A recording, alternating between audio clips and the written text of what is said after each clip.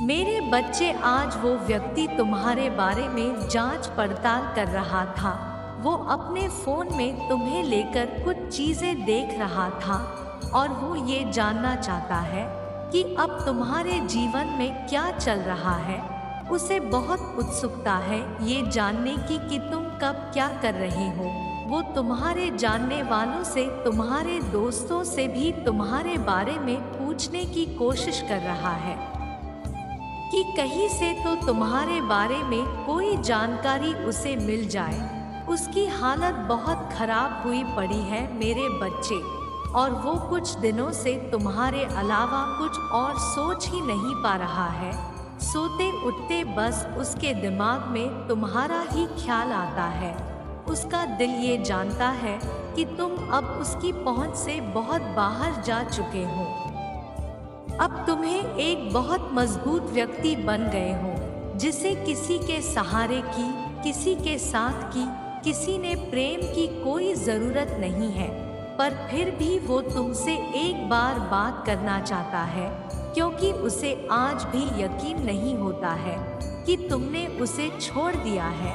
उसे यकीन ही नहीं होता है, वो ये मानने के लिए तैयार ही नहीं है कि जो व्यक्ति एक समय पर उसके पैर पकड़कर गिड़गिड़ा रहा था, उससे विनती कर रहा था कि वो उसे छोड़कर ना जाए, आज वो व्यक्ति पलटकर उसे देख ही नहीं रहा है।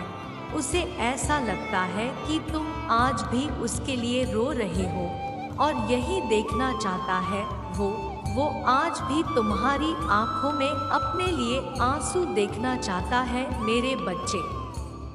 मेरे बच्चे इसे लाइक करके अपना विश्वास बढ़ाओ। मेरे बच्चे, अब तो उसे सपने भी तुम्हारे ही आ रहे हैं और उन सपनों में भी उसे डर ही लग रहा है कि कहीं तुम हमेशा के लिए उसे भूल ना जाओ और कहीं तुम कभी उसे माफ ही ना करो।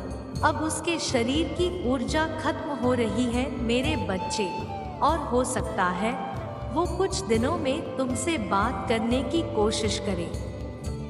वो कुछ दिनों से सोच रहा है कि उसे तुमसे बात करनी चाहिए। तुम ही एक ऐसे व्यक्ति हो जो उसके मन की उलझन को खत्म कर सकता है।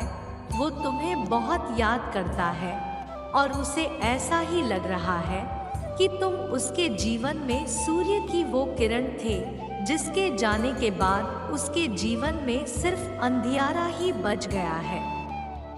उसने हमेशा तुमसे झूठ बोला मेरे बच्चे, और बहुत सारे ऐसे राज हैं उसके जो तुम्हें आज तक नहीं पता है।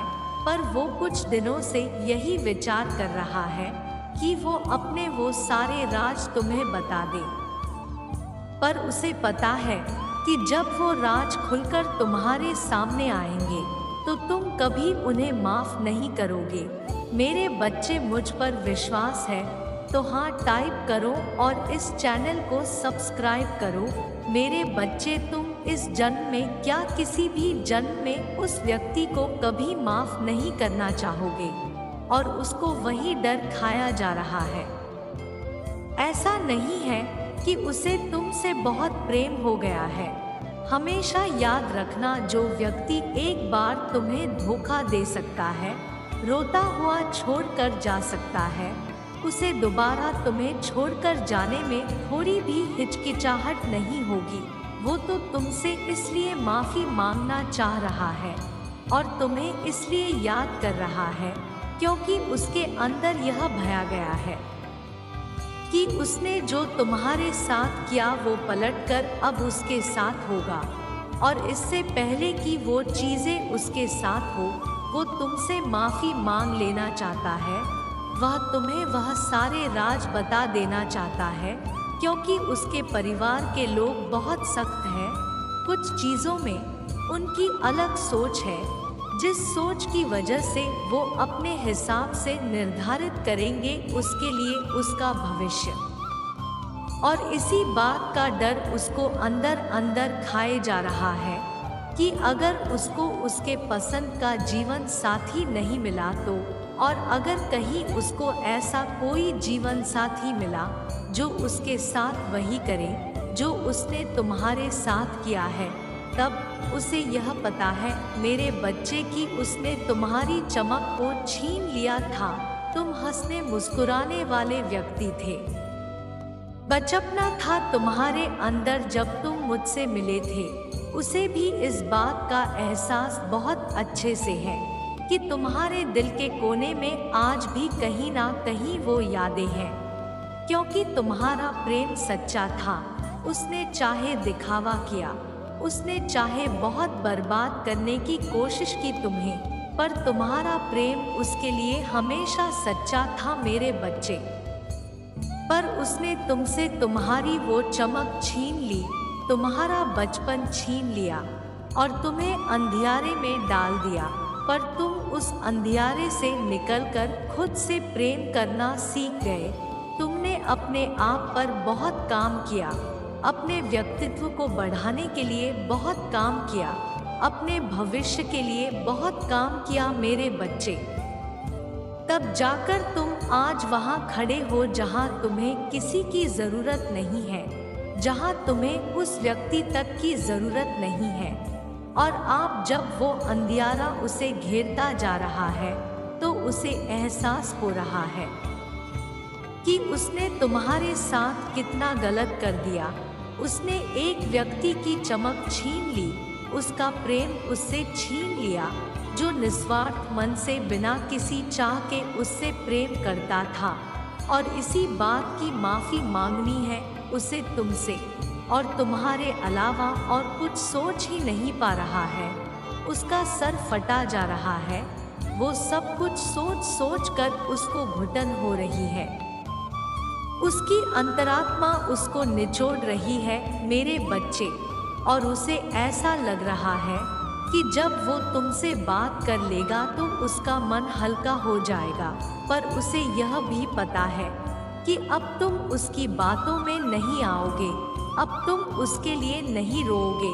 उसे यह पता चल गया है कि जब तक ये व्यक्ति सफल नहीं हो जाता, अब ये नहीं रुकेगा, और अब यह किसी और के पैरों में गिड़गिड़ा कर प्रेम की भीख नहीं मांगेगा।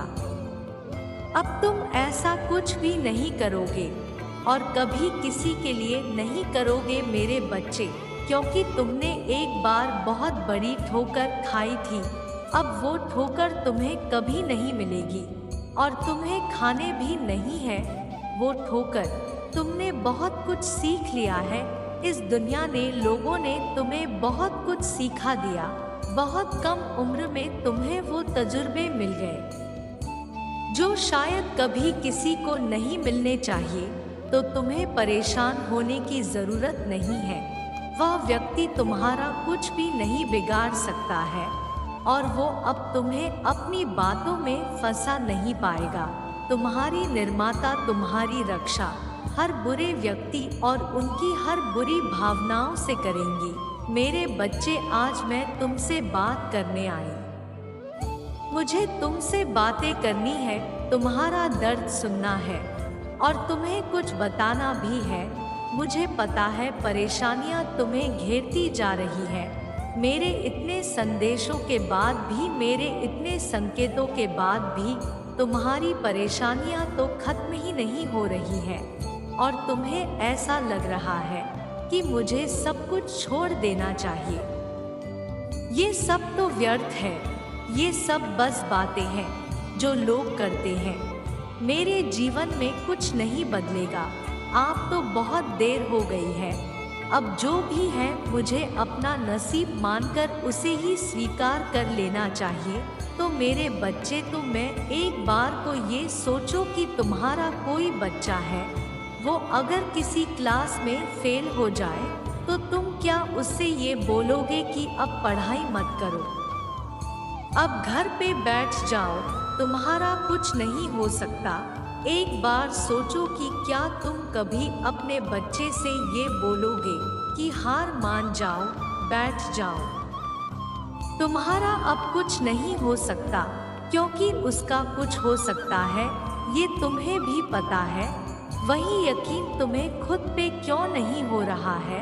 तुम अगर किसी परिस्थिति में खुद को असहाय महसूस कर रहे हो, किसी परिस्थिति में खुद को कमजोर महसूस कर रहे हो या कुछ चीजों में हार जा रहे हो, तो वह जिंदगी का अंत तो नहीं। जब अगली बार से कभी ऐसा महसूस करना, तो खुद को वो छोटा बच्चा समझना और ये बोलना, क्या हुआ तुझे मैथ्स नहीं आती तो कुछ और पढ़ लेगा, तुम कुछ और कर लेना। बहुत रास्ते लिख रखे हैं मैंने तुम्हारे जीवन में, जिन मार्ग पे चलकर तुम तरक्की हासिल करोगे, उसके लिए चलना तो तुम्हें ही पड़ेगा।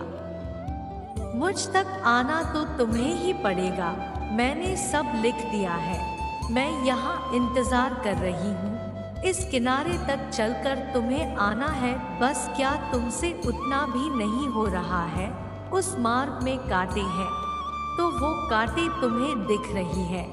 इस बार खड़ी तुम्हारी माता तुम्हें नहीं दिख रही है। इस बार मैं तुम्हारा इंतजार कर रही हूँ। तुम्हें यह नहीं दिख रहा है, तुम्हें यह जरूर दिख रहा है कि तुम्हारे पैरों में 100 कांटे चुभे हैं।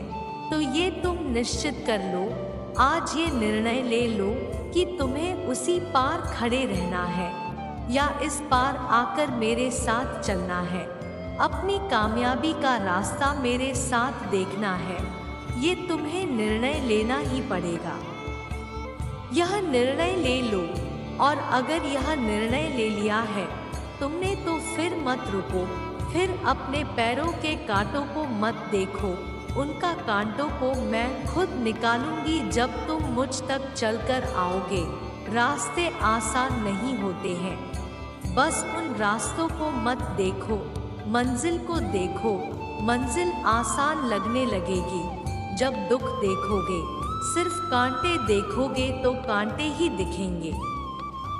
जब ऊपर सिर करके मंजिल को देखोगे तो सिर्फ मंजिल दिखेगी, तब कांटे नहीं दिखेंगे, तब दर्द महसूस भी नहीं होगा।